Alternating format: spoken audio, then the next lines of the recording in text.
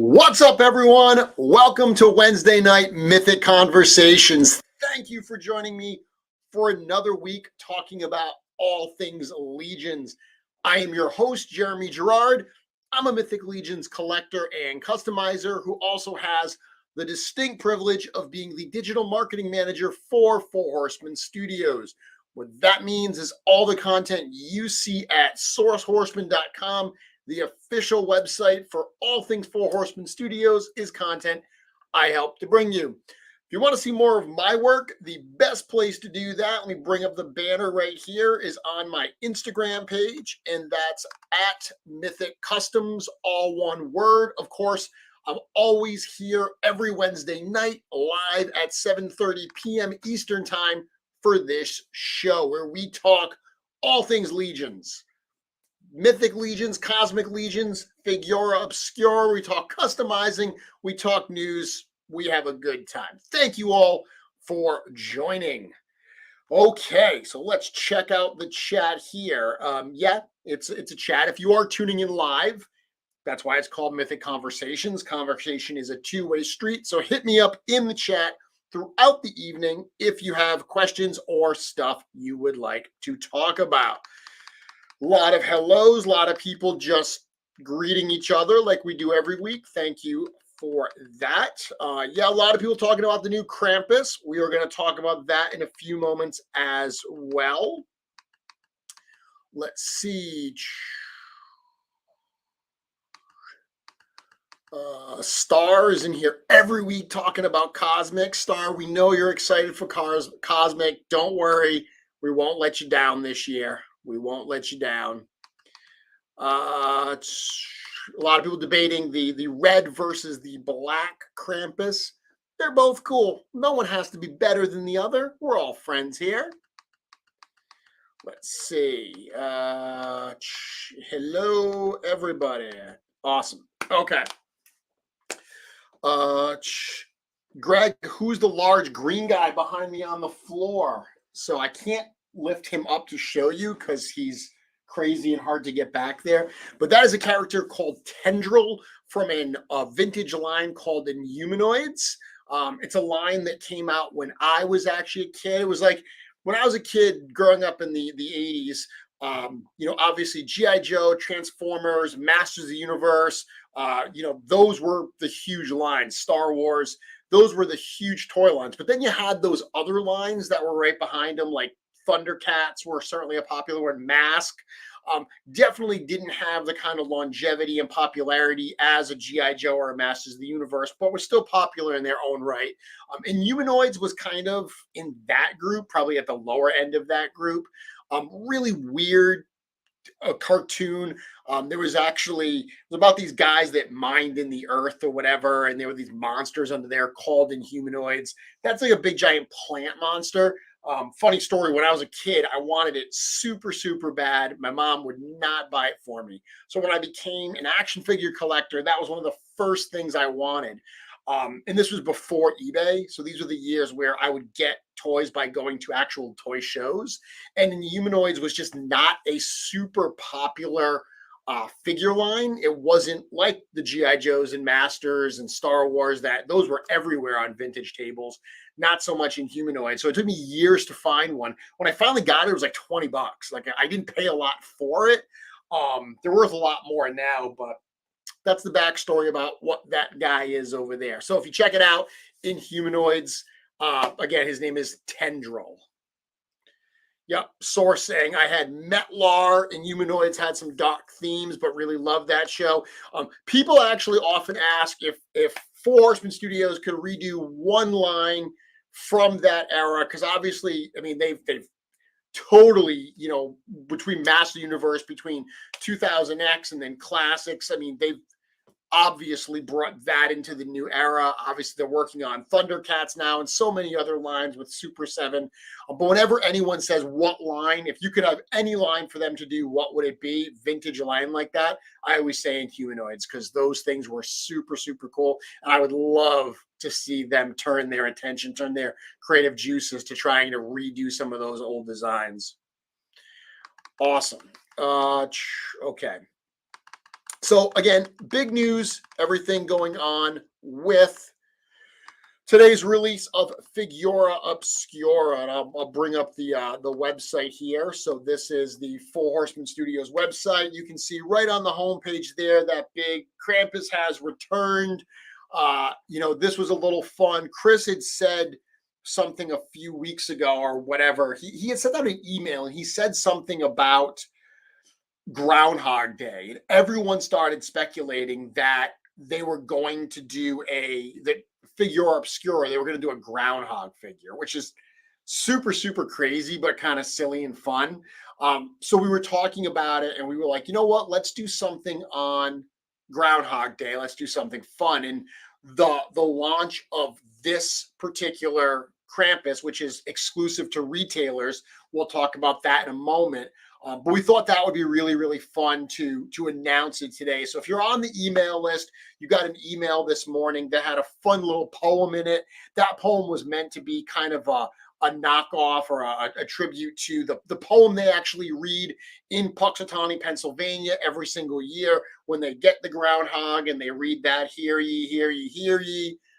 That's the whole thing. So we did something fun with that, changed around some of the words, obviously, to tie it into Krampus, but launching him on Groundhog Day we thought would be fun. Now, of course, last week, when I went to bed after my show last week, and everything was cool, and then I woke up and I had all these messages from people. And by the way, thank you to everyone who, good looking out.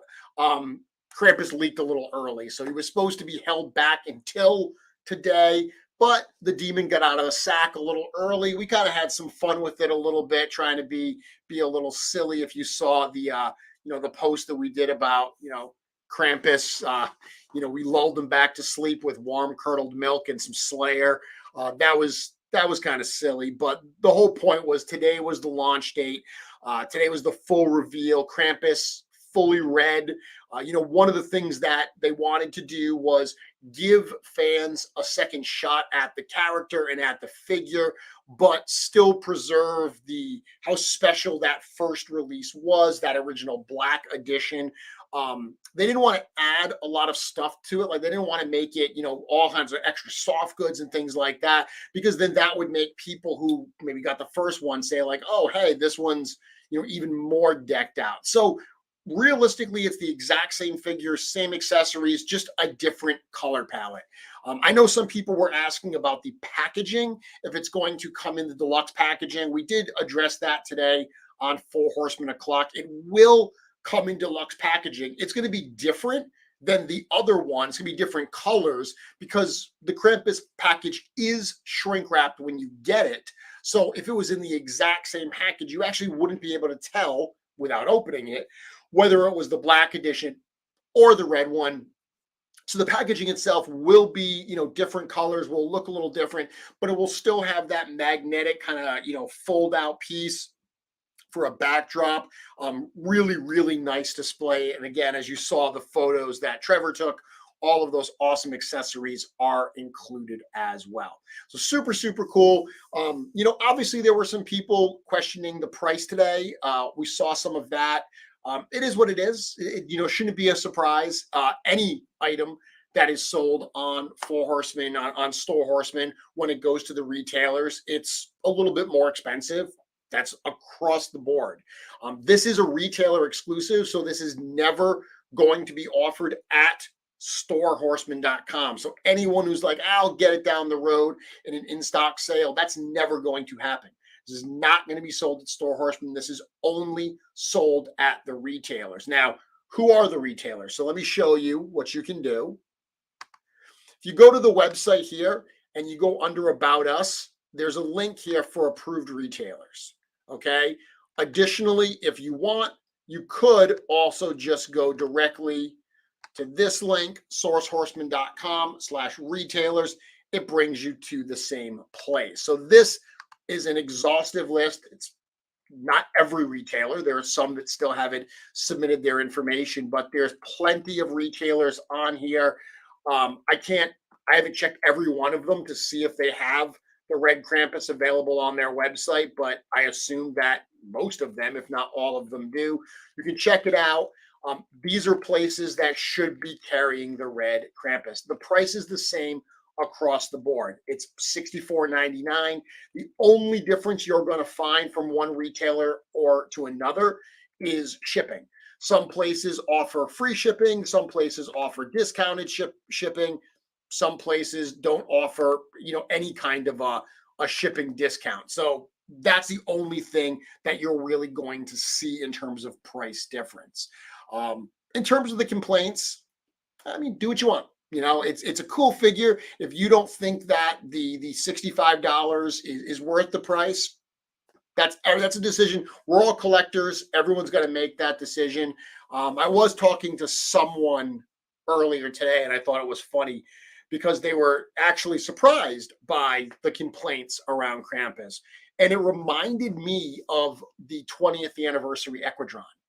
If you remember, if you were around the community then, when that dropped, now that was an exclusive to Store Horseman. It was literally the exact opposite of RED Krampus. RED Krampus will never be at Store Horseman, only at the retailers. 20th anniversary Equidron, that was a mouthful. 20th anniversary Equidron was only available at Store Horseman, never at the retailers. The Shadow Equidron that was later revealed was at retailers, but not the original. When that original first dropped, it was $100, and it came with the Shadow Equidron figure, 2 t-shirts, and 2 pins. And there were lots of people that were complaining about that price. Lots of people that were like, I don't want the t-shirts, I don't want the pins, I just want the figure. $100, that's ridiculous. Fast forward to when the figure gets released, suddenly everyone wants the t-shirts. Everyone thinks the pins are cool. And the $100 figure that was too expensive suddenly was selling for $200. Try to get a 20th anniversary Equidron today. Not easy to do. Definitely, you're not going to get it for $100. So history has a way of repeating itself. If you've been around the Mythic Legions community long enough, you know that this stuff has a way of increasing in value. That's my 2 cents. I think it's super cool. I like the green colors. When I first heard it was green, I actually wondered if it was going to just kind of be the same colors as Belphegor and just look like because Belphegor has the hooves, right, and everything, has the same kind of body armor and stuff. I was worried that it was just going to be Belphegor with a Krampus head, but I love the fact that it's a different color. The green accents on like the loincloth and stuff really kind of set it apart, give it those Christmassy type tones. I think that's super cool. I do know it's not the same color as Belphegor. I did see a bunch of people ask if it's the same color as the Fury Clan orc. I don't have one in hand, so that was asked today actually also in the live stream. We haven't had a chance to compare them side by side yet to see how close they are. Of course, you can use it. I saw some people here saying they're going to use it. They got some extras to make Fury Clan figures. Yeah, I mean, if you're not combining it with the actual Fury Clan figure, a slightly different red isn't going to matter. That's a super cool thing you can do with it. So let's see, checking out some of the comments here. How long are pre-orders open? That's actually a really, really good question. Pre-orders are open now, obviously. They go until March 6th, which is a Sunday, March 6th at 9 p.m. Eastern time. At that point, I mean, I can't guarantee that every retailer is going to turn off their pre-orders, but that is the date. The pre-order, put it this way, the orders are due in shortly after that. And because these need to get into the factory and produced so they can be in hand for around November this year, November this year, so they can be part of this year's holiday season, there's not going to be an extended window for retailers. So my gut tells me that shortly after that March date, they're probably going to start coming down on retailer sites. So you've got about a month to get that order in. Red Krampus looks so Germanic and a little Narnian. That's kind of cool. Yeah, I kind of dig it. I mean, it's obviously got a very classic devilish like look to it as well. If someone wants to make a, like a classic red devil type character, totally would work for that, or a demon, generic demon. When I think about like the actual German Krampus, I actually think more browns and whites and stuff like that. But who knows? Who knows what the future will hold?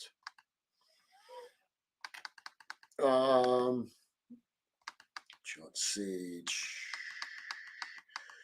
A lot of people talking about groundhog. Somebody asked if they eat the groundhog. Dude, I was actually looking up traditions of Groundhog Day today. They used to eat them. They used to actually do that. Like they used to, like the original Groundhog Club used to like take this thing out, like do, I don't know, the whole rigmarole with it and then eat the damn thing. That's crazy. That's crazy. Weird traditions, right? Okay, let's see. Yeah, the original Equidron's great. Curtis says this man is spitting truth. Buy this Krampus while you can. Absolutely. Absolutely. Get it now or get it later. Joe Bassapolo, someone who will absolutely know, says it is pretty close to Fury Clan Red. So Joe is someone that has absolutely seen both of these figures side by side. He says it is close. Awesome. Okay. Battle Beast. Curtis saying his dream property would be to revisit Battle Beasts. Cool. So obviously that's the big news. Krampus, that's what's going on.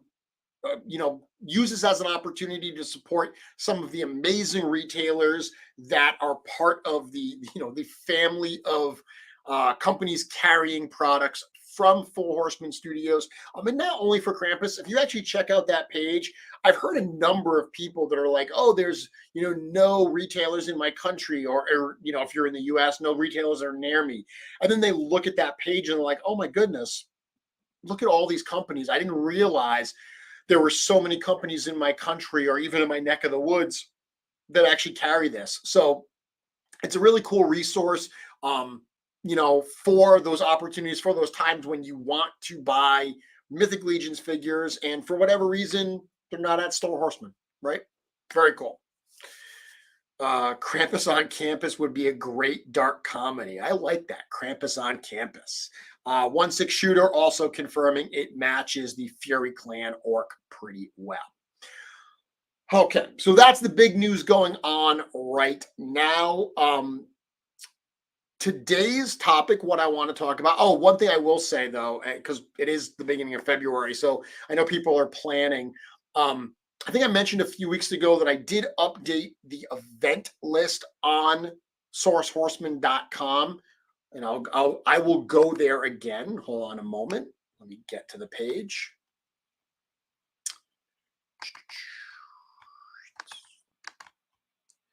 So if you go on to sourcehorseman.com, which once again is your source for everything Mythic Legions, Cosmic Legions, Four Horsemen Studios, under updates, this is actually a super cool section. If you're new to Mythic Legions, if you're new to the Legions lines at Four Horsemen Studios, this is a section of the website you're going to spend some time on. Every single Tuesday for the last 2+ years, we have posted a new blog article on Source Horseman. That's under the update section, under this tactical communications blog. They are also teased on the homepage. The latest ones, the latest news items, the latest blogs are on the homepage, the latest podcasts. But if you want to do a deep dive, a lot of people that get into the line, that's actually one of the fun things about getting into the line, right? Is that you go back and you can read all of these articles and it's all new to you. You can check out all of my shows. You can check out all the past episodes of Legions Cast. doing that deep dive is a lot of fun. Well, you'll find links to all of it right here, including events. So the event schedule coming up, February is a little quiet, but once we hit March, it is crazy, full steam ahead. There are 2 live events coming in March. ZoloCon is the first weekend in March, March 5th and 6th. ZoloCon is actually in Pennsylvania.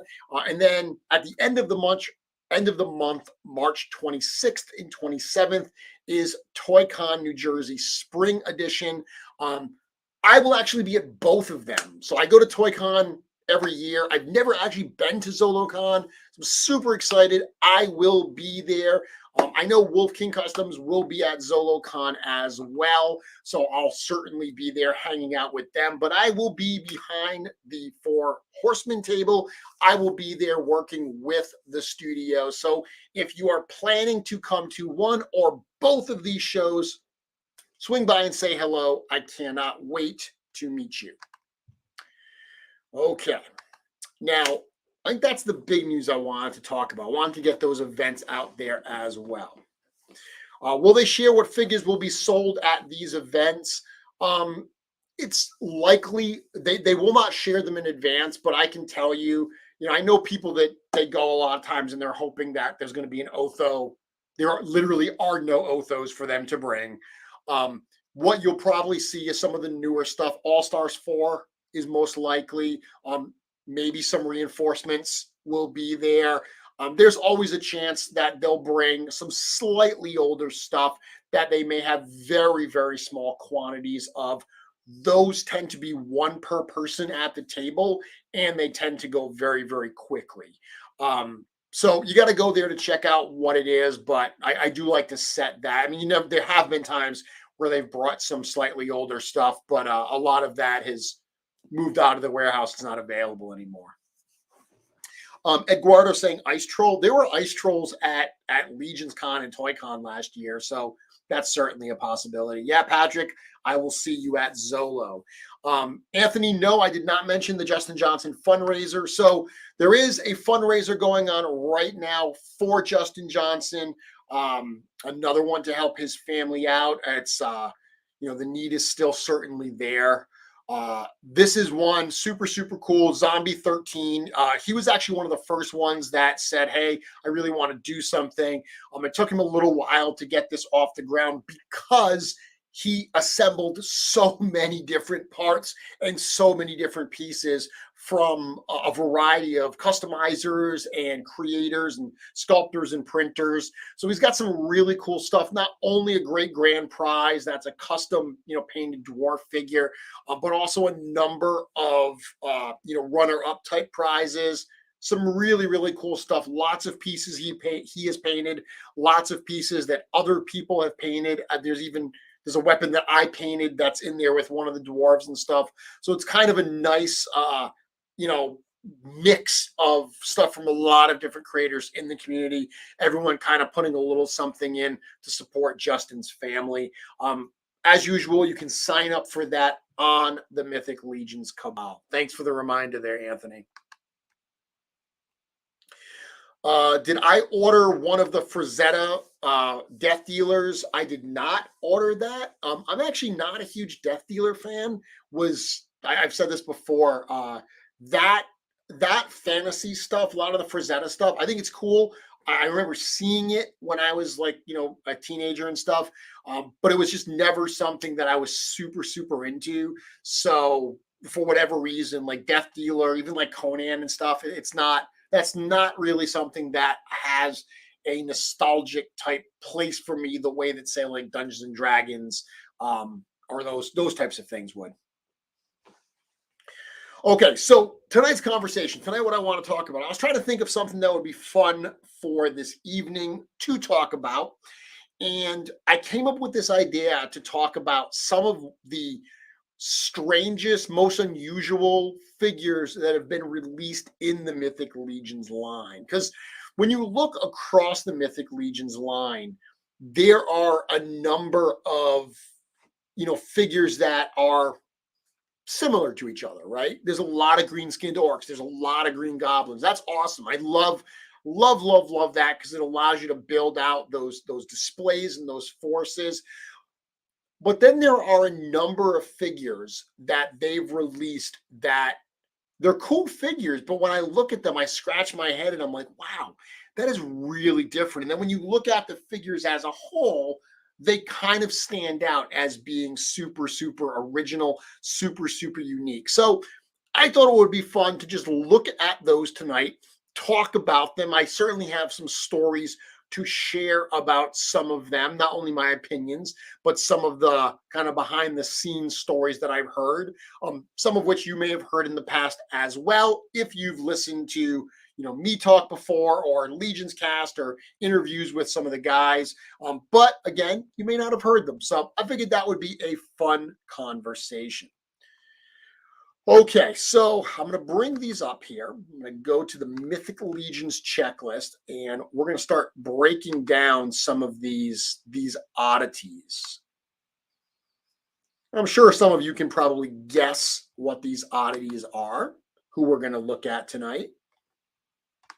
So the first one that we're going to talk about, and I'll keep checking the chat every now and again as we keep going and stuff, answer questions and things like that.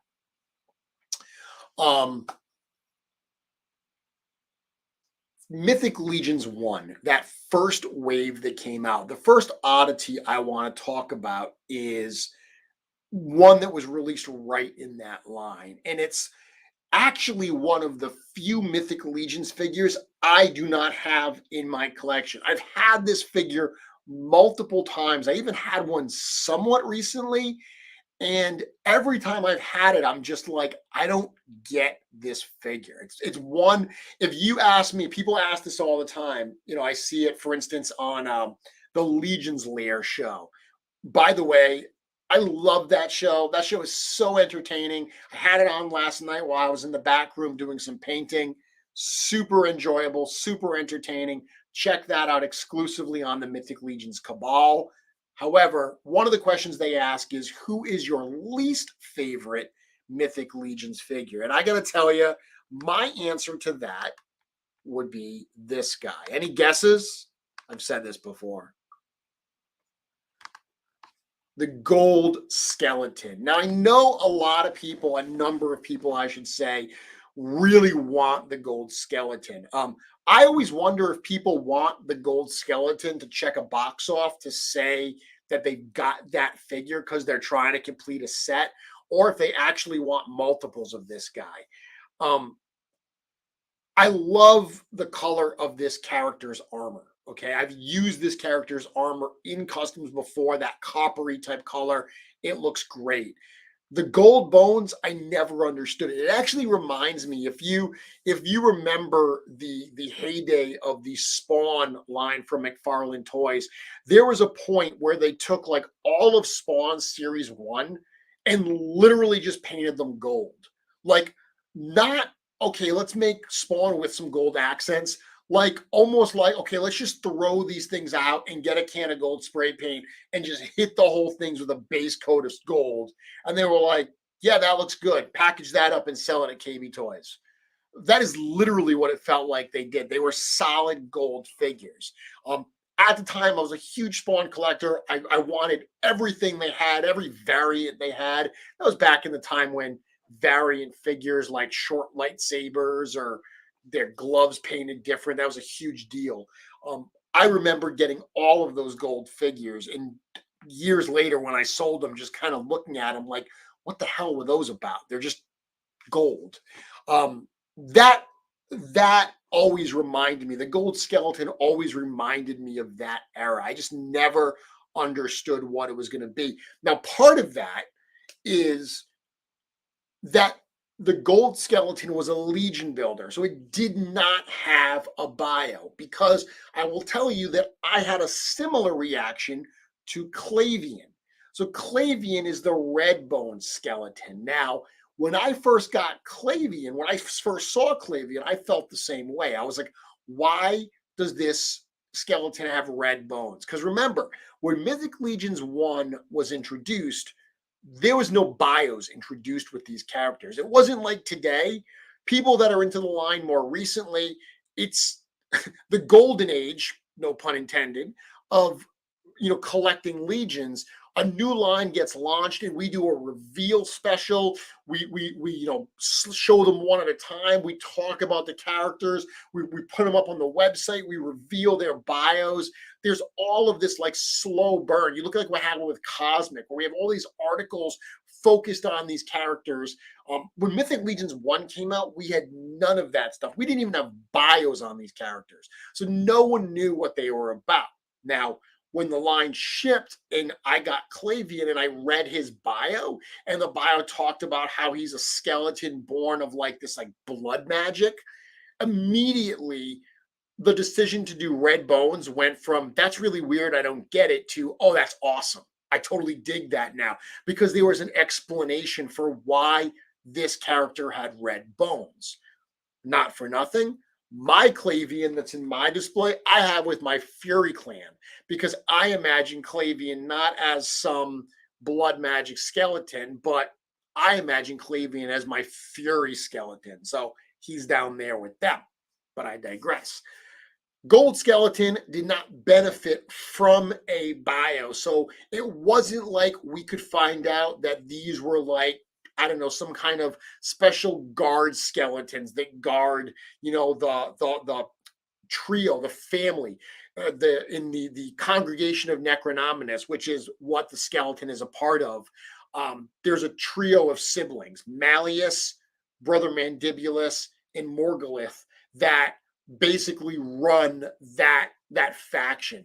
Well, if this had been explained that like at their kind of like chambers or whatever, these gold skeletons are these like high ranking guardians or something, that could maybe be an explanation, but we didn't get that. No, we can certainly think that for ourselves. We can make that story up if we choose to, if that makes us like it more.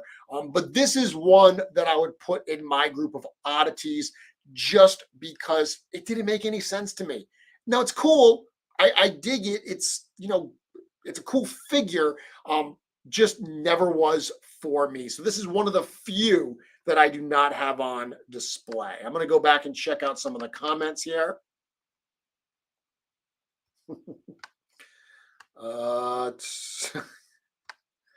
Todd loves his gold.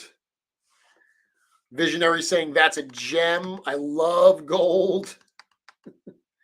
I'd only get him for the armor parts. Yeah, like I mentioned, McFly, I have his armor on display on something else. I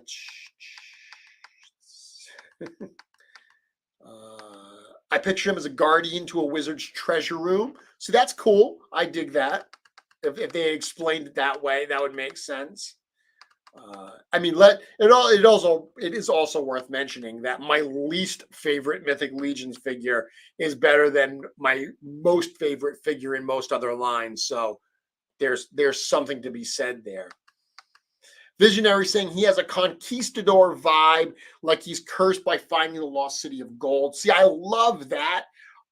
If Gold Skeleton made it into, I don't know, a future reinforcements wave, I would totally get one and deck him out in some super Aztec-y type armor or whatever, just to do that, Visionary. That's a great idea. Amelia says, if there was an explanation for Goldie, you'd be cool with it. If there was an explanation, I would at least understand why he's gold, I guess. That's the whole, Legion builders don't have explanations, so it's fine. But this is just one that I never really got into. This is one that I never cared for very much. So the first oddity that I will present this evening. Now, the next oddity. Now, this next one here, we're going to do a complete 180 from a figure that I don't have and don't care for to a figure that I absolutely love. Definitely an oddity, though. Definitely a different type of figure. This guy right here, Hagnon. So I did a whole show about Hagnon, about customizing Hagnon. I totally dig this figure. Ironically, until like a week ago, I did not have a Hagnon in my collection. I had a lot of figures that I had used Hagnon to customize. As soon as I got the Hagnon figure, one of the things that always, and let me bring this up actually, so I can have Hagnon on screen while I talk. So one of the things when I first saw Hagnon, and I'm going to talk about his introduction in a few minutes, a little history lesson. The fact that Hagnon was fully transparent, but had like a shield and the chains and the sword that weren't transparent always kind of bothered me because I was like, why is he walking around with these like physical weapons, but his armor is ghostly? So as soon as I got Hagnon, the first thing I did was I popped him apart and I combined him with, if you can believe this, an Ilgar. I had an extra Ilgar lying around. That's how long ago this was. This came out in the Advent of Decay wave. I combined them. So what I did was I used all of the transparent bones. So all of the pieces that would have been organic, I made those ghostly, but all of the armor pieces, I used the Ilgar pieces. So it looked more like a ghost animating a suit of armor. Since then, I've actually painted a number of Hagnon figures, fully painted them. I've done like an Undead Templar. I've done a Wasteland Ravager. I've done a character I call the Ghost on the Shore. Variety of different ways that I've treated this character. But I did not have one fully intact, fully transparent. So I just did this one. I just opened this one recently to put on display because he's super cool like this as well. And I wanted to have one. Hagnon's a really interesting figure. There's some fun stories about Hagnon that I can tell. So interestingly, Hagnon uses all 1.0 body parts.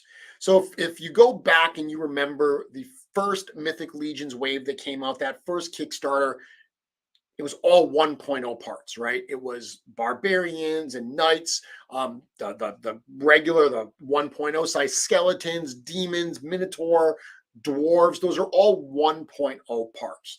We got that. Then, we got Colosseum and we got, not Colosseum. I meant to say we got 1.5. We got Covenant of Shadow. We got all of these waves leading up to that second big Kickstarter, which was Advent of Decay. Well, interestingly, prior to Advent of Decay, there was actually a point where they were going to do a mini wave, and they showed 4 figures that were supposed to be in a mini wave. Now, if you remember, the 1.5 wave was a mini wave. It only had 4 regular figures. It had Unkin, it had Sir Godfrey, it had Pixis, and it had Ilgar. That was the 1.5 wave, right? And then they added the 2 trolls. There was supposed to be another mini wave, and it was 4 other figures that used all 1.0 body parts, but new head pieces. They were Balam, Borear, Hagnon, and there's one that I'm completely drawing a blank on right now. There was one other one there, and I'm gonna have to figure this out because I'm completely drawing a blank. Oh, Calavius, that's it, the gladiator, Calavius. Those 4, if you look at them, they're all 1.0 body parts, but with new heads, right? That mini wave never happened. Like back then, we were all waiting for them to release it because they showed them. They were doing like a toy fair and they showed all of the figures and they showed these brand new figures. And we were like, oh my God, these look so cool. When are we going to get them? We finally got them in the Advent of Decay wave. Now, the Advent of Decay wave introduced those 2.0 body parts, but they also had plenty of figures that were 1.0, including Hagnon. That's a little bit of a history on Hagnon. There's also a really fun story out there about the character called Hagnon. And if you check out the Mythic Legions, the Four Horsemen website, there's a story about Hagnon. And the story is this figure glows in the dark, okay? Originally, they got this idea to actually have half of the run glow green and half glow blue. Now, just by looking at the figure, you can't tell what color he glows. That's what they wanted to do. They wanted to make half blue and half green, and they thought that it would be a lot of fun because what they could do was you wouldn't know which one you had until you got it in hand, put it under a light, shut off the lights, and saw the glow. They thought it would be a lot of fun that people could like swap them. Like say you got some green ones and you wanted a blue, you swap your green with a blue one. It was one of those early things they were doing to try to help get the community going and get the community talking with each other and sharing stuff. Even in those early days, it was really important to the studio to build a great community of fans that wanted to interact with each other. Unfortunately, it didn't work that way. They weren't able to lock down the two different glows, so they just went with the green. However, the funny story that happened was they actually said to the studio, can you possibly make half of them glow green and half of them glow blue? Stuff is lost in translation at times. And what they heard was, can you make it half green and half blue? So there actually is, it's at the studio. It's the one thing, if I could walk away with anything in that studio, Hagnon is what I would walk away with. It is actually this figure where I don't know how they did it, but it's right down the middle. Half of it's green and half of it's blue. Not glow blue and glow green. It's actually like transparent blue plastic and transparent green plastic. It is super cool, super fun. It's a really fun story about this character. So that's some background. But that brings us back to the character himself. And yeah, he's an oddity. He's an oddity because he's the only figure in the line that is fully transparent like this. The only paint on this entire figure are those two eyes right there. Those two eyes are the only paint apps you're going to find on this figure outside of those accessories that we looked at a moment ago.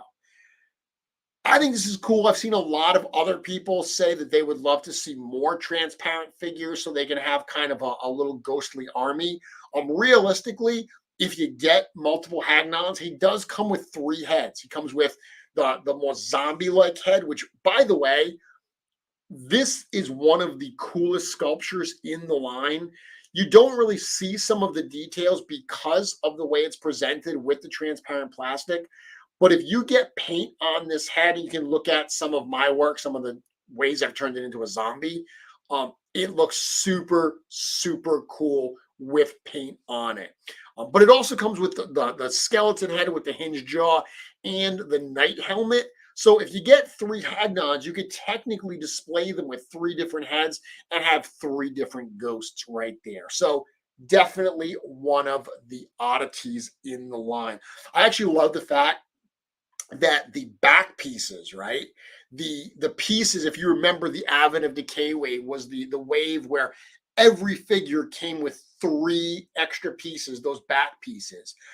I just saw someone today actually who got their reinforcements in, and in the reinforcements wave, the Goblin Legion builder, they're still shipping that Goblin Legion builder with those back pieces. And they questioned, they said, what are these 3 pieces from? Those of us who have been in the line for a while know what those are. We kind of joke about it. There was one day that I actually shipped like 4 pounds of back pieces to Walter Hagen, which was super fun. But my favorite thing about that is the back pieces that came with Hagnon are actually transparent. So if you look at Walter, he did a video recently where he was dumping over all of the back pieces, and you could actually see a couple Claire Hagnon ones. People saying I should turn off the lights. The light switch is like, it's literally, I'd have to get up and walk all the way across the room. It's not something I have easy access to. So unfortunately, I can't turn it off, and then that's not going to work either. But I would list him as an oddity. Okay, let's see. Yes, Star does glow in the dark. He's the first one I ever got, and I got him at $45 for Comic-Con a few years ago from Mallfish. Awesome. One of those aforementioned Four Horsemen Studios retailers. Okay, let's see. So I'm going down here. Number of people showing their love for Hagnon. The first mythic figure I grossly overpaid for. That's awesome. Anthony saying, I don't own one. It's on my short list of wants. I've actually seen some people say that they don't want to pay full price for him because he doesn't have the paint applications, which I never really understood. Like, I get that, okay, he doesn't have all those paint applications, but they didn't not put paint applications on him because they were trying to like cut corners. That's what the figure needs. He needed to be this ghost. One of the things I love about him is I do like transparent figures, but I always hate how you see the mechanics of the figure under it. Like, you see the joints and you see all of them, and it doesn't look right to me sometimes. It's cool as an example of the mechanics of a figure, but actually as something that's supposed to be transparent, like a ghost, never works for me. This is not, even though it's clear, it's not like if you put your hand behind it, you don't see your hand right through it. It's almost got like a smokiness kind of to it where it hides some of those interior mechanics. I think it works really, really well. Okay, let's see. Other questions here. The Jacob Marley of Mythic Legions. Eric, when I actually did the one I was talking about where I put the Ilgar armor on him, and I actually put chains, because he comes with 2 chains. He comes with one similar to what Krampus does with, that's got like 2 shackles, and then he's got another one that's got 1 shackle connected to a big iron ball. I took like 3 Hagnons worth of chains and put them on that figure, and I actually call that figure Sir Marley. So I was thinking the same thing.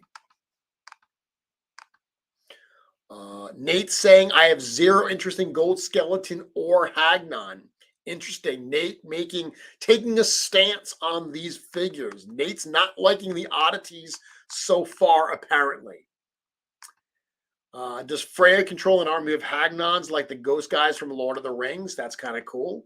Freya always looked like a Valkyrie to me. Curtis doing my job for me, saying don't forget to hit that like button, folks.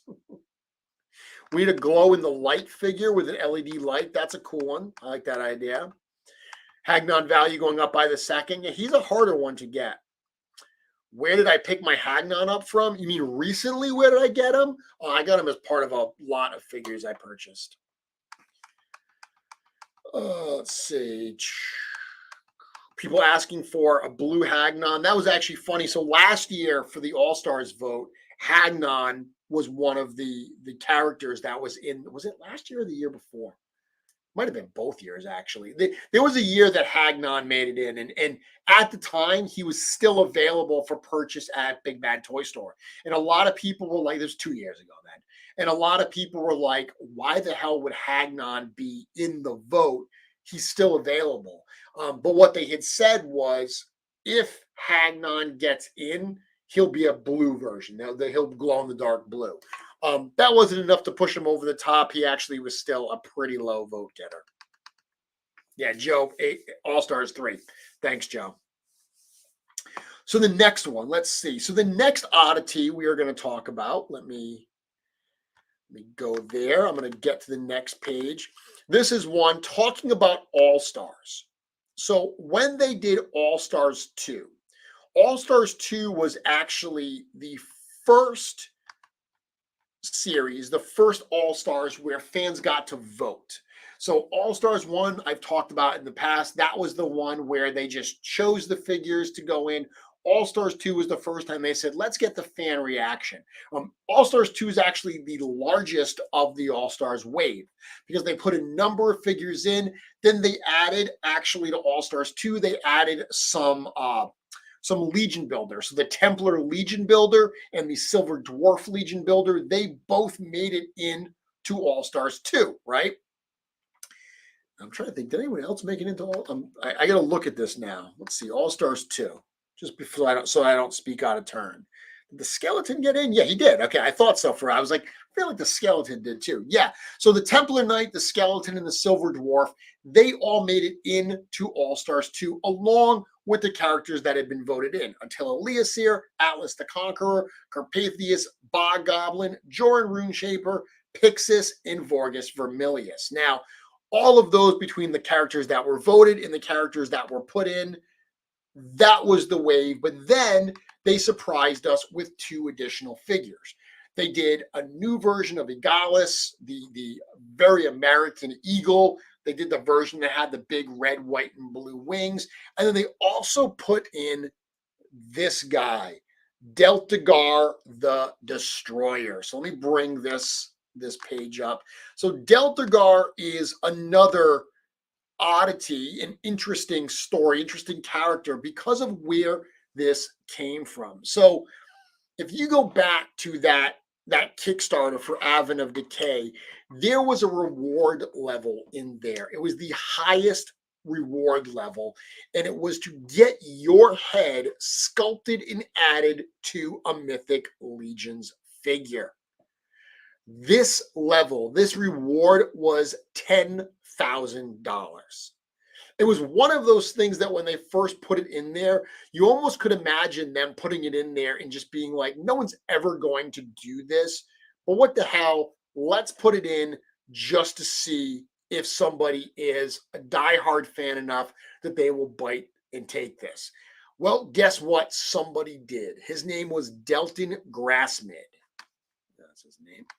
It actually says it right on the page. If you see right here, it actually says this part of the story right under his bio.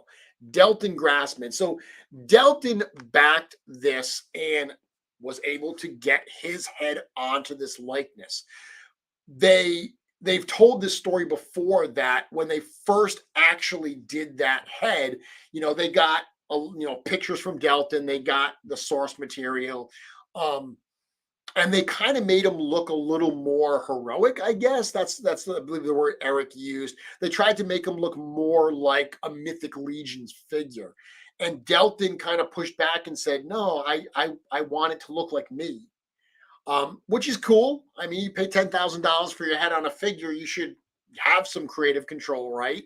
So he really wanted it to look like himself. And it was interesting, because I remember when they revealed this figure, people just kind of being like, man, that is a really unusual choice, because the head did look so much different than the other ones in the line. Now, for anyone that has tried to buy a Deltagar recently, it is not a easy figure to find. It is a very hard figure to get. It is an expensive figure to get. Remember what I was talking about earlier about people like slagging on the new Krampus? And I said, hey, look at what happened with Equidron. Well, guess what? The same thing happened with Deltagar. I remember plenty of people saying that they didn't care for the figure. They were going to pass on him. Fast forward these years later, and he is super hard to come by. When I first saw it, I honestly was not a huge fan of the head. But then they showed the alternate head for the figure. And if I scroll down here, you can see that this was the alternate head that they decided. Now, the minute they showed this head, a lot of people said, oh, okay, I do want to get it. I really like that head. These Mercurian style heads were very, very popular. Honestly, I love this figure. I love this head as well. When I got this figure in hand, I was surprised by how much I ended up liking this head. It's really kind of cool. The fact that it is different, the fact that it is a bit of an oddity, kind of makes me like it that much more. I have this figure on display like that in my collection right now, because I do actually really dig it. It was also kind of cool that when they revealed his bio, they did tie him into the Mercurian army and the Mercurian, forces and everything like that. So that was a fun kind of tie-in. That headgear piece does come off, by the way. We've seen that headgear piece on Chrono after the fact, but you can pull that head piece off and just have his head. It is a cool figure, but I love the fact that he's an oddity because of the story behind him. The fact of why it was done, that this Mythic Legions fan backed it to that tune to get onto this figure. I just think that's kind of a neat story. I also do like. I did this. This is a custom that I really dig. taking that particular figure, he has the bear chest and the bear arm. I combined him with actually a Bromden Ironjaw. So Bromden Ironjaw has the black and the gold that's identical to Deltagar. So what I did here was I just replaced his armored arm, his unarmored arm with an armored one. I replaced his torso and I just painted the highlights green to match the figure here to get this. My friend Zombie 13, he did a custom like this where he actually went a slightly different route. I kept it black and just painted the highlights green. He actually painted the whole chest green. He actually has said that trying to match this green color was one of the hardest matches he's ever done. I think it looks great. I love this character, and I have them together on display. So that's my next oddity in the list here. Hopefully you're enjoying the conversation tonight. Like I said, I'm not giving you tips and tricks. I'm not showing you how to customize anything. We're just kind of digging into some Mythic Legions, talking about toys. I think that's kind of fun. Hopefully some of the background stories that I can tell you find enjoyable and entertaining as well. No, I do not believe Delton has a body like Arnold Schwarzenegger. I think that part was creative license.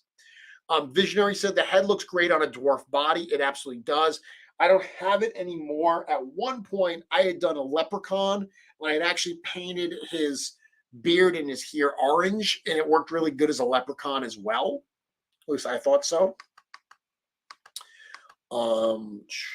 Curtis saying, I display my Deltagar with a Mercurian head. I like that better. If I had to choose one, I'd probably choose the Mercurian head, but luckily I have more than one, so I do them both. Does the guy Delton still follow the line? Dave, I'll be honest with you, I've never talked to Delton. I should actually reach out to him and do like an interview with him for the website, but I've never talked to him. I do know he lives in Michigan. Let's see.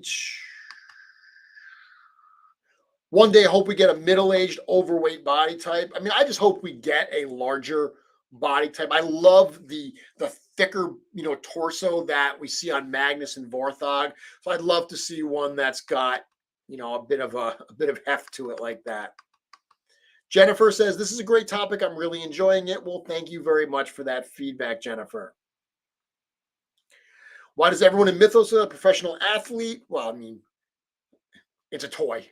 Look at all the toys. I mean, look at any superhero line. Look at Master Universe. It's kind of the aesthetic that that people go for. Okay. Next. So who's next in my oddities list here?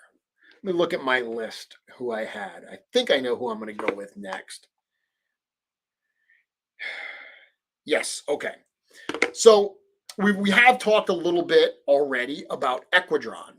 So I would put Equidron on the list of oddities just because it's a weird figure. And I'm going to bring it up right here.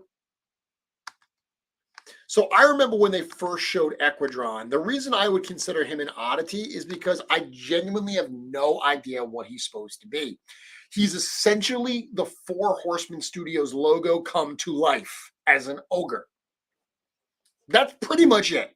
If you look at his page, his race is listed as a question mark, his faction, a question mark, his role, a question mark. All we get for Equidron is the bio that doesn't say a whole lot. It says, leaping into the fray when it seems as if all hope is lost, a burst of blinding dust and fury announces the unexpected arrival of the towering bipedal warhorse known only as the legendary Equidron. That's about the most we get, right? All we get is that he is a towering bipedal warhorse. So the fact that this character is just this weird, like, it's the ogre body that we were used to, but then it had the hooves, and then it's got this neck attachment piece, right?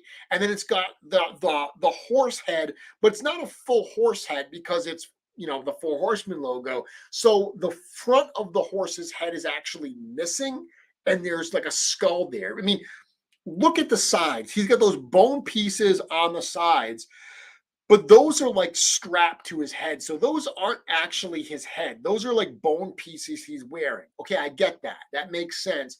But then he actually does have bone for the front of his mouth. So demon? Some kind of demon-like character? I mean, I know that Equidron is, I guess, heroic, while Shadow Equidron is less than heroic. Maybe he's a good demon. I don't know. Demons can be good, I guess. I love Equidron. I think he's a super, super cool figure. Interestingly, Shadow Equidron is a figure I have used for lots of customs, mainly because the body colors are unlike anything else in the line. Like Equidron, I haven't done any customs with Equidron only because his body style, his body color is so close to Archimedes, and Archimedes was a lot cheaper figure to buy than Equidron, because Equidron, as I said at the start of the show, was only available at that $100 price point, right? As part of that deluxe 20th anniversary package. Shadow Equidron was available, cheaper than that. And the fact that he's got that unique body color, I love using Shadow Equidron for customs. But I would absolutely consider both of them a distinct oddity, just because they're like nothing else in the line. You look at the different figures in the line, you're like, okay, ogres. I've seen ogres in other kinds of fantasy. I've seen barbarians, even more exotic things like genies, right? We got a djinn in the Poxus wave. All of those are things that we can see other versions of in other fantasy. Equidron, totally unique and totally an oddity. Pablo saying, I love the shadow version of this figure with the custom demon head sculpt you helped design. Yeah, I'm rather partial to that as well. The Wendigo head as well as the demon skull head. The demon skull head I put on the Shadow Equidron body. I think it looks really, really cool on there as well. So thank you for saying that. Let's see. Equidron is awesome. He was my first Mythic Legions. Caught him in the Erethyr in stock sale. Jacob, that's awesome. Yeah, he made a surprise addition to that in stock sale. Very cool. So the next one, let me go here. So this is one that you probably know is coming if you saw the cover page at the start of the show. You saw this character in there, and let me bring her up. Little guess who it is there, because I said her.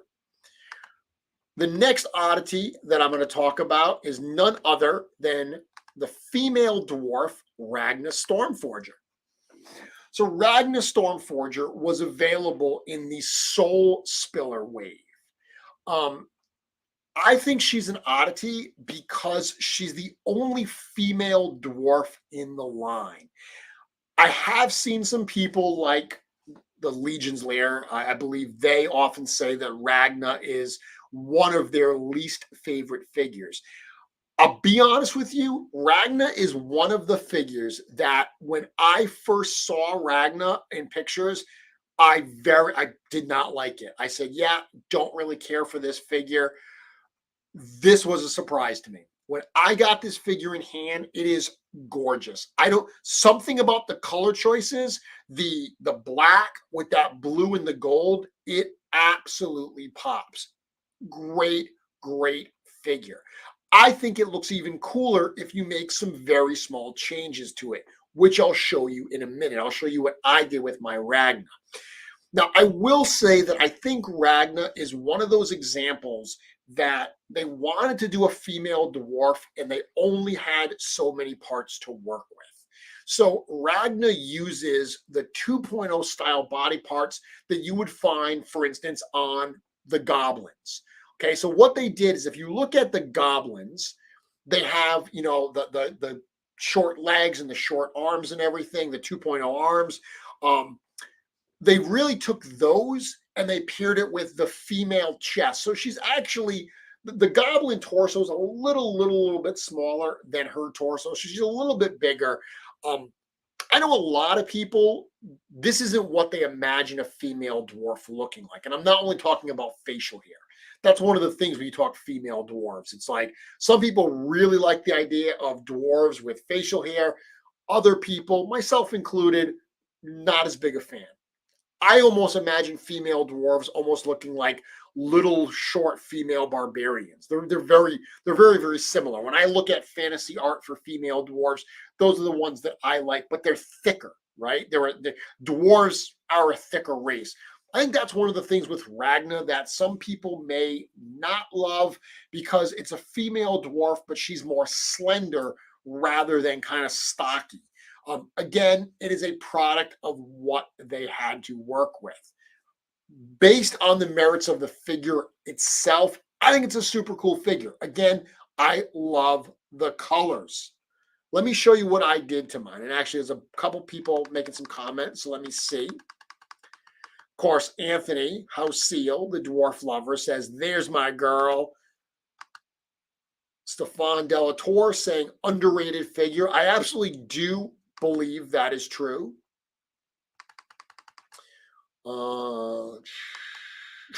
Jacob saying, Ragna is slept on. I was basically forced to buy her at Legions Con by someone in line. I opened it up at home and I fell in love. It's a great figure once you get it in hand. I agree. Joe saying she might have been inspired by a bronze dwarf I painted up and showed Corn Boy years ago. Very cool. Very cool. Little history on the character. Yeah, Star is saying I always pictured a female dwarf being shorter and more robust. Again, I agree. Like I was saying, I think it's part of the product of working with what you have. Yes, Curtis, no beards on dwarves in Maine. Nope, all the dwarves in Maine, no beards. Beards. So this is what I did. Let me take this off here. So what I did with my version of Ragna was two things. So number one, I wanted to give her, because I wanted her to look a little bit different. So I wanted to give her a skirt and I wanted to change her hair around. I think that's one of the things that I didn't. That actual head sculpture is not my favorite head sculpture that she has. So what I did was two things. Number one, I used a skirt piece. This actually comes, big surprise, from a Lord of the Rings figure, specifically the Ceremony Gimli figure.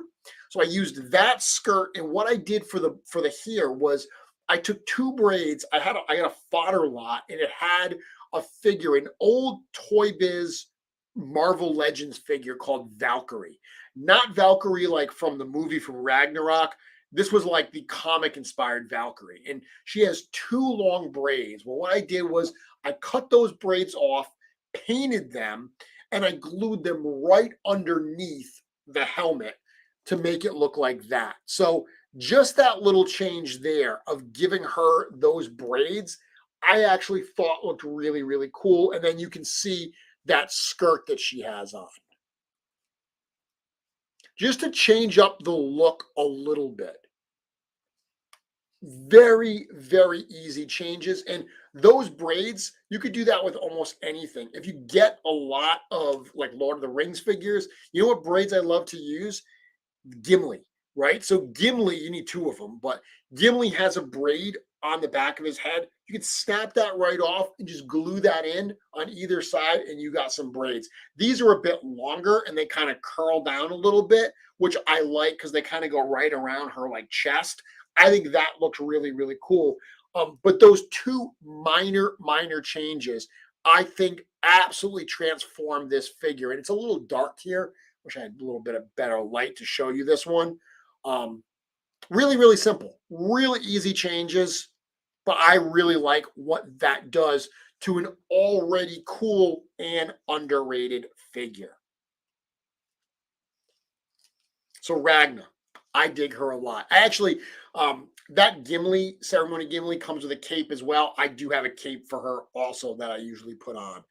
Very, very simple. And I painted those braids to match that hair color there. Cool. Think she's an oddity just because she's the only female dwarf in the line. Definitely not what some people imagine when they think of dwarves, but I still think it is a very cool figure. Okay, I've got one more to do. And realistically, when you think about the Masters of the Universe style tributes or the PowerCon tributes, however you want to refer to them, I could honestly have probably put every one of those figures in today's topic because all of them look weird in the line intentionally, right? The way they're painted is different than the way that other Mythic Legions are painted because they're trying to do something that's in the spirit of these other toys. So bold colors, not a lot of dry brushing, things like that. They look different. Unkin, an orc with orange armor. I could totally have put that character in here, right? Again, a lot of those characters, but I want to do a segment. I want to do a show down the road looking at all of the PowerCon figures. So I didn't want to have that conversation tonight. However, there is one figure I absolutely could not get away without talking about when I talk about oddities. And big surprise, it's got to be this guy, Bryophytus, right? Bryophytus is certainly, when you think oddities in Mythic Legions, this guy has to be on that list because he is flocked. Okay, he's a weird figure in a weird line, a weird little subline of the group. Bryophytus with all of his flocking. Um, it's interesting because I remember when I first saw the photos of Bryophytus, I didn't know how the flocking was going to come out. I mean, I've seen lots of flocked figures in the past. I've held lots of flocked figures. I've never had one that is like this. The flocking almost feels like rubbery. I always see flocked figures that have almost like a hair-like texture to them, a fuzzy type texture. If you think about the original Moss Man, it was like fuzzy. This guy's not fuzzy. It almost feels like little pieces of rubber on it. I really dig it. It came out so much better than I thought it was going to. I really actually love this figure. Now, interestingly, I have recently seen some people buying Bryophytus and deflocking him, taking out all the flocking to end up with just a green skinned dwarf. Feels like a lot of work to me, and it feels like it's messing with a kind of cool figure that's cool because he's different, but to each his own. We're all, like I said, we're all going to make decisions on what we want to do with our collection. I'm sure plenty of people think some of the customizing decisions I make are pretty unusual and odd as well. So no problem. But this character would absolutely have to be an oddity here. I love the fact that they made him a new kind of orc. He's a lichen orc. I saw someone just the other day post a picture with like Faunus with two Bryophytus on either side, almost acting as like guardians. Because Bryophytus does come with the two different heads, just by popping on the different heads, you can totally get different looks out of the character. So that's kind of cool. Clearly one of the weirdest figures in the line. Let's see here. Yes, Fabian's Finest Freaks. I'm sure that you are excited that he made the list. Fabian has, for everyone that is deflocking a Bryophytus, Fabian's Finest Freaks over here is saying, you know what, I'm going in the opposite direction and I'm going to flock everything. He has done such cool characters, such cool stuff where he's flocked all of these different types of figures. Super, super cool to see. Let's see. My Kingdom for Keltis in the next All-Star Wave. I wouldn't hold your breath. They've been pretty clear that the PowerCon figures are one and done. Joe saying it's just going to get weirder. A little sneak peek there. Going to get weirder, it looks like. Okay, let's see. Scrolling down. Scars, they look more like toys. Yeah, I mean, that's kind of the whole goal. Yeah, Eric saying the flocking on him is surprisingly good. I've heard some people say the flocking falls off.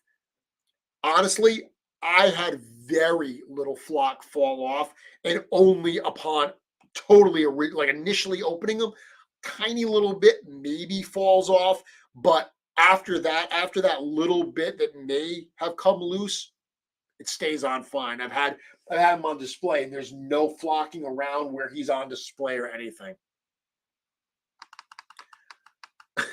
Bill Mancuso, he's so flocking odd. Yeah, and I mean that's another great thing about the character is that it lends himself to that joke over and over. So Braku Prime saying, I've hesitated on this guy. Does the flocking wear off at the joints?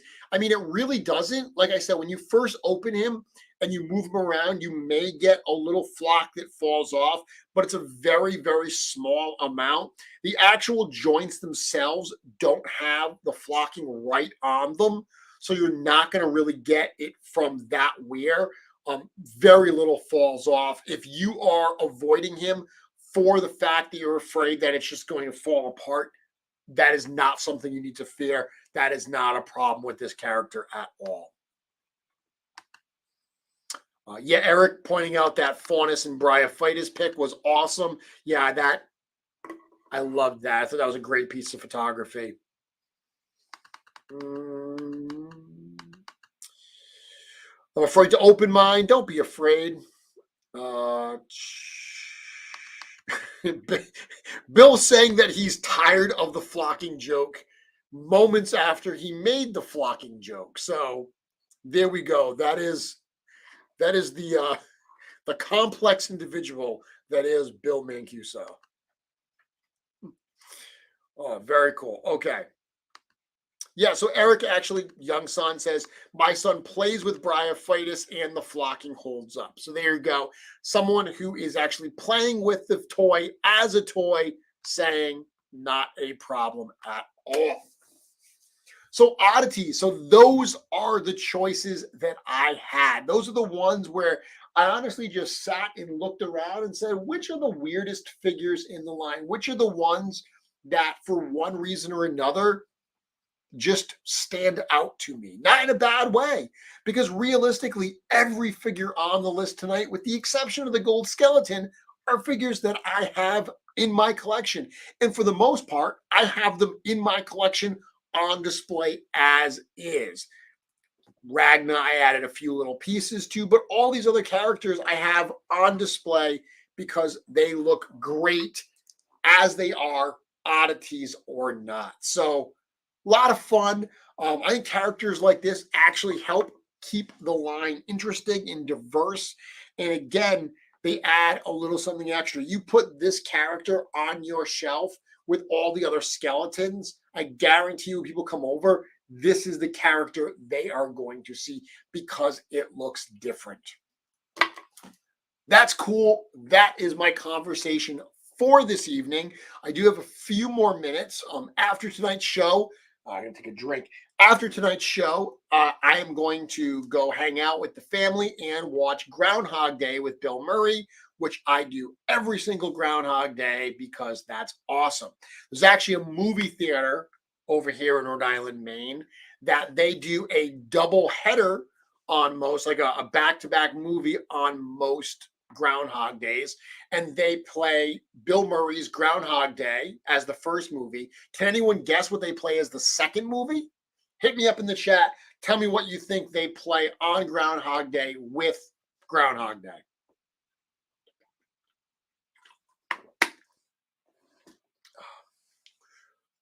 Chris saying Torgan's nose dirt is the real oddity. Yeah, I guess that's a weird paint app. Curtis saying Borrier being an oddity. You know what? I considered Borrier just because there's nothing else really like him, but they do have a history of doing, anthropomorphic characters. So I felt like he wasn't as much of an oddity as some of the other stuff. No Faunus. You know what? Faunus, I mean, he's different because he's like an earth elemental or a forest elemental. He's definitely different than other figures in the line, but I don't know. He never struck me as a total oddity. Definitely different though. I mean, I could have put him on here. I have not gotten my shipment of Legions yet. I think Chris has put me at the back of the line, so I can't give you my opinions on the new ones. Let's see. So Greg is the first one that said it. Tony said it as well. Nate as well. Happy Pursuits. Yes, they play Groundhog Day with Groundhog Day, which is awesome and genius. People stay for both shows. They say all the lines, don't drive angry, and all that stuff. So a lot of fun, and that is what I'm going to do after the show is done tonight. I love the fact that we had all people saying Groundhog Day, then we just got a bunch of people throwing in lots of other options like Fern Gully. Xylona is another oddity. See, again, Xylona never struck me as an oddity because of the fact that they've done so many anthropomorphic characters. It always looked like that to me. So, Jacob, I can't tell if you are joking. I do live in Rhode Island. That is an old joke from the My Wife is Going to Kill Me podcast, where one of the hosts, Travis, didn't realize that Rhode Island and Maine are two different places. So people that are fans of that show like to jokingly say that I live in Rhode Island, Maine, but I do technically live in Rhode Island. No Lord Edsic. No, I mean it's a knight in red armor. To me, the fact that I guess you could call him an oddity because he's the only character in the line that's like an animated suit of armor. But again, you could have put almost anybody in this list and called him an oddity for some reason or another.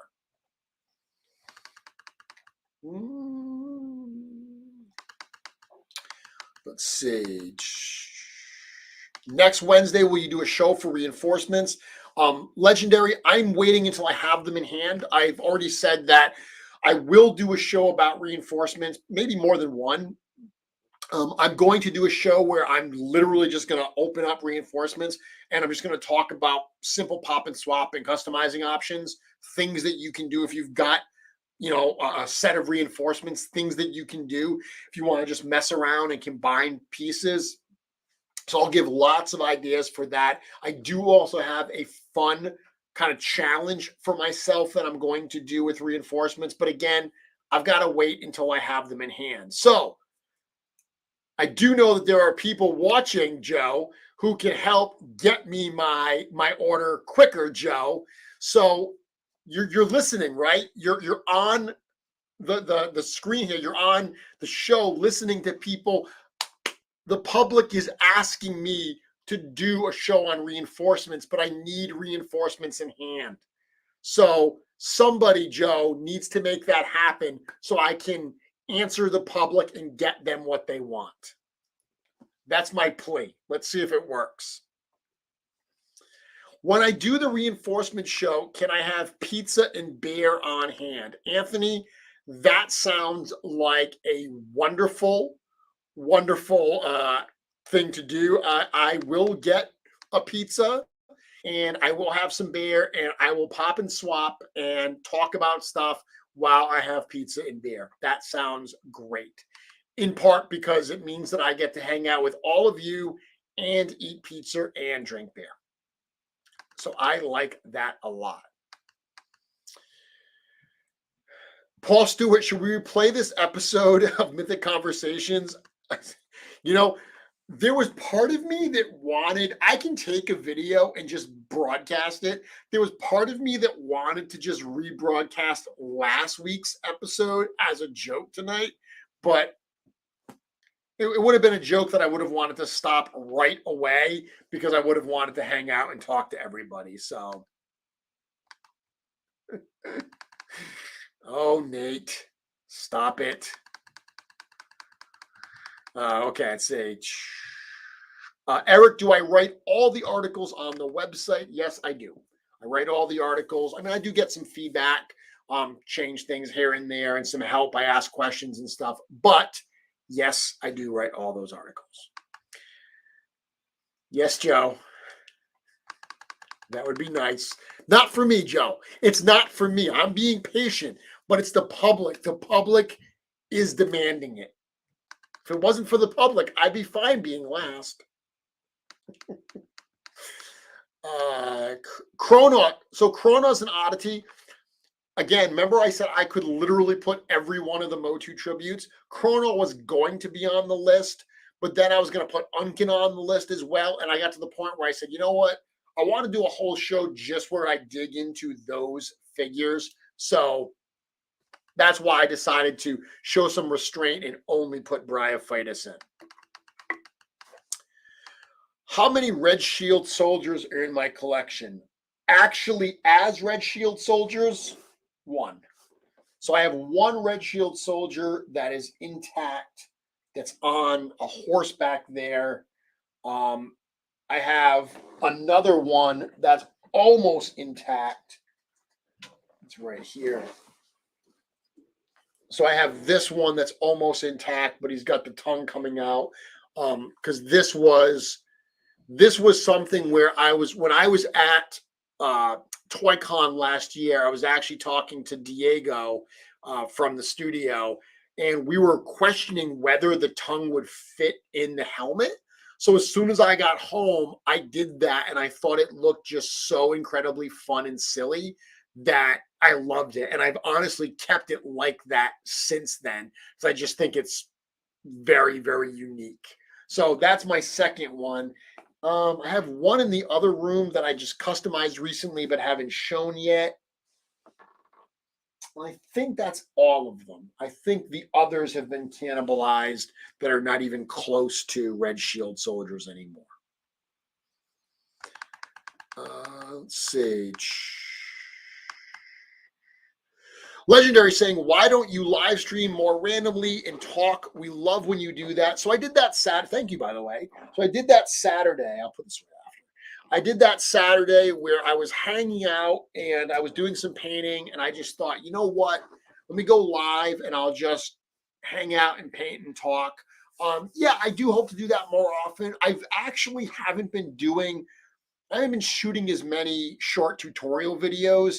I've been super pressed for time, and I haven't had a ton of topics that I want to talk about. That's one of the things that's always tough is whenever I have a topic I want to talk about, I have to decide, do I want to shoot a short video on this, or do I want to expand on the idea a little bit and do a mythic conversation? So this is my priority. Doing the show every week is my priority. So there's some stuff I could do, like the reinforcements idea.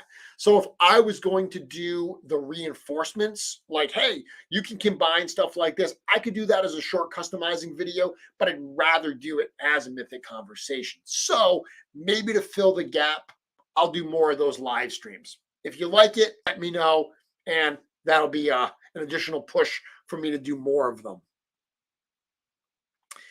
Oh, Barry Curtis. Okay. Can I say this sentence? The bearded bear drank some beer.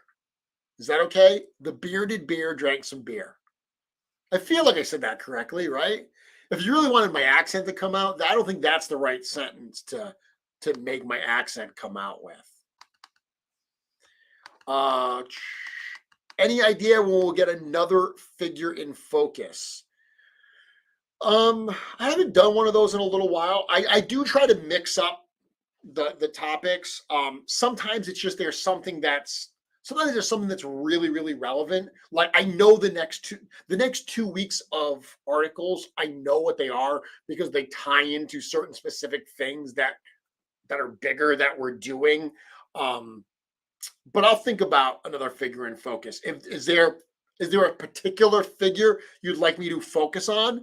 It's tough because some figures, like when I did the figure in focus on Hagnon, it's fun because Hagnon, there's the story about Hagnon. There's, all of these different parts. I told some stories tonight. There's all these different things that I can talk about. Sometimes figures are really, really cool, but there's just not a lot to talk about. There's not a lot of meat, not a lot of story to write an article on. But if you have any suggestions of characters you'd like me to do a figure in focus feature on, let me know.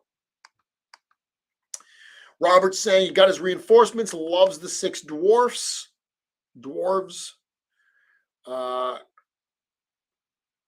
Would I take all my extra weapons and craft an arms rack? I don't know what you mean by that. Like, I mean, like a weapons rack? I have way too many extra weapons. It would be like a full-size weapons rack. Someone saying I need that coat. Yeah, that coat. Where did it go? This coat came from a Final Fantasy Sephiroth figure. It's actually cut to make it a little shorter to fit. But yeah, I got that. I feel badly, but I got it. I got the figure at ToyCon, New Jersey a few years ago. And I bought it. It was a loose figure that I got off some guy. And he was like, oh, that's an awesome figure. You're going to love that. And I walked away and my kid was with me. And he's like, you're going to break that apart and use it for pieces, aren't you? And I was like, yeah. I bought it literally to use it for fodder. So the guy was really into the figure. And I didn't have the heart to tell him that he wasn't going to survive. What's the most of any one Legion builder you have? That is easy. That would be goblins. I've bought more Goblin Legion builders than any other figure in the line. With the ones that I just bought in the current sale, I'm probably in the neighborhood of 60, 70 even maybe. And I don't have them all. A lot of them have been customized into critters. And plenty of others have gone into other collections for pieces I've sold. But that is the one that I've bought the most on my shelf. If you're saying actually intact on my shelf, which is your second thing, I don't have a lot of Legion builders intact. Interestingly, for reinforcements, when I realized I don't have a barbarian intact, I don't have a bronze dwarf, I don't have a skeleton intact. I do have a Templar. I think a Templar and a Barbarian are the only ones I actually have intact in that line. So that's one of the things I'm going to do. I tend to keep Legion builders on display, but then I get an idea for a custom and I end up sacrificing them. That happens very, very frequently. Awesome. Oh my gosh. So give me a moment. I'm just reading through all these comments here before we call it a night. Curtis saying that 1.0 torso trick with grommet should be a separate video tutorial. Yeah, maybe I'll do that because that was just a random comment in the middle of a live stream. No one's going to know to look for that there. So I'll do that as well. Curtis, if you actually try that, let me know how it works for you. Yeah, Deltagar would be a good one to do a figure and focus on. I do not have the sword accessory. That's been cannibalized long ago. Here I am. I have seen that figure. I have not purchased it. I've seen other people use it.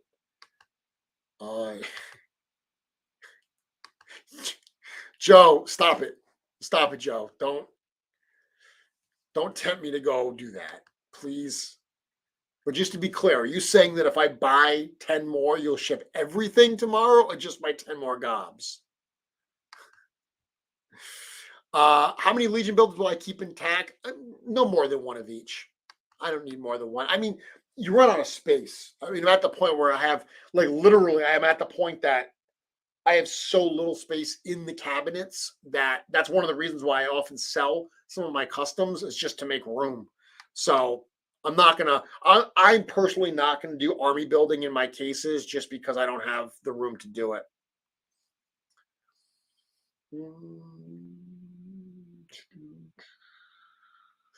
Do I ever think we'll see figures that have been released in All-Star Waves released again? I mean, it could happen. I mean, I think some of them are more likely as secondary versions like Attila and Atlas.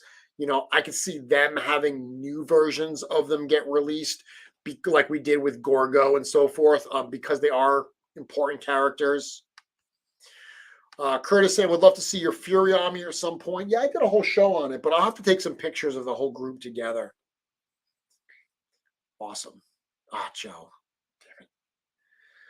Damn it. Legendary says, before you leave, thank you for releasing the only consistent content for Mythic Legions. Well, there's a lot of consistent content now. Legion's Lair has been pretty consistent. Legion's Lounge is, I mean, they're not consistent in the sense that there have been weeks where they take 2 weeks like they're supposed to. Some weeks they do, multiple weeks in a row, but they're consistent in putting out new content. They've been doing that for a while as well. Both of those shows are really good. I would love to say Legion's cast is consistent, but that would be a bold-faced lie. Legion's cast is anything but consistent, but you are welcome. I have been consistently doing the show for quite some time now. I have no plans of stopping because I love doing it. With that, I'm going to say happy Groundhog's Day to everybody out there. Enjoy the rest of the week. Get those orders in for your RED Krampus. Get them now or be left out when it comes to the holiday season. Trust me, the future you, when you fast forward to like December of this year and everyone's geeking out because they got their RED Krampus in, if you're like, darn it, I should have ordered that thing back in, February, trust me, your future self will thank you for what yourself today does. So get those orders in. I will be back here next week. No idea what the topic will be yet, but I guarantee you I will be enthusiastic. We will have some fun and we will talk Legions. See you then. Otherwise, what do I always say? I'm getting my outro up. Yeah, I can't wait for that conversation. Have a good night, everyone.